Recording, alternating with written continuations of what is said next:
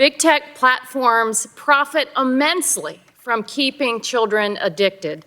They do not care about the privacy, safety, and health of our kids. We spent a lot of time adopting measures to protect teenagers.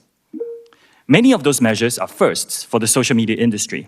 We want TikTok to be a place where teenagers can come to learn. So are teenagers in particular shown more distressing content? The opposite is true. We actually put in more restrictions to make sure that our teenagers get a better experience. That was the CEO of TikTok facing bipartisan grilling on Capitol Hill. A ban on TikTok is gaining support after the CEO failed to convince parents who've been sounding the alarm about the dangers of the app for children. Joining me now to discuss, Chief Parenting Officer of BARC Technologies, Titania Jordan, and a self-proclaimed mom against TikTok from the Heritage Foundation, Kira Frederick. Thanks so much for joining the program. Titania, I want to start with you first. Were you pleased with the performance from the CEO? I just found him to be so arrogant. He didn't seem like he really wanted to answer questions from member of Congress. It was very prepared, very rehearsed, and he kept deflecting to, well, every other social media platform has these problems. We're just the standard.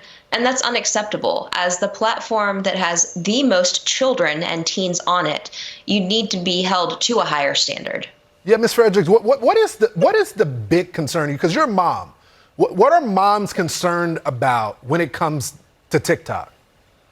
I'm concerned about the facts. I'm concerned about the fact that if you register as a 13-year-old or a 14-year-old on this platform, within minutes you're served self-harm videos, eating disorder videos, suicidal content. I'm concerned about the deleterious effect that this platform has on American youth. We know, as Tatiana says, 67% of American teens are on TikTok as of last year, and 16% of them are on TikTok almost constantly. When they're exposed to all of this content, then that is a massive problem, especially when the Chinese Communist Party actually works with ByteDance, and ByteDance is the parent company of TikTok. There's a huge connection when it comes to China, which TikTok, according to its master PR messaging document that was leaked, they try to downplay that ByteDance connection, try to downplay that China connection, and it's a problem for data security, for the potential for propaganda to be pushed on this platform, and for the actual nature of the content itself that is tailor-made for your American teens.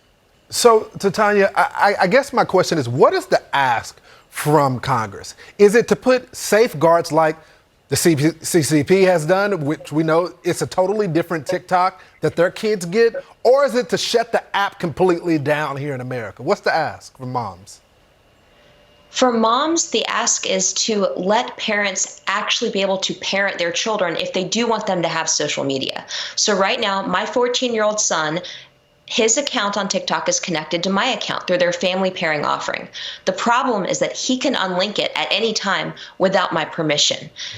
If I could speak directly to Mr. Chu right now, maybe he's watching, if you could please be open to working with third-party monitoring solutions to actually help keep kids safer on your platform. You know, you said in your testimony that it really depends on the parent-child relationship.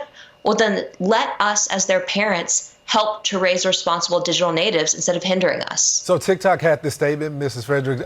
This is what they said. Shu came prepared to answer questions from Congress, but unfortunately, the day was dominated by political grandstanding that failed to acknowledge the real solutions already underway or productively address industry-wide issues of youth safety. Do you agree with that statement? Not at all. That sounds like the PR statement of somebody who knows that they're losing. They know that, first of all, he couldn't say that he wasn't prepared by Chinese officials or members of the Chinese government themselves.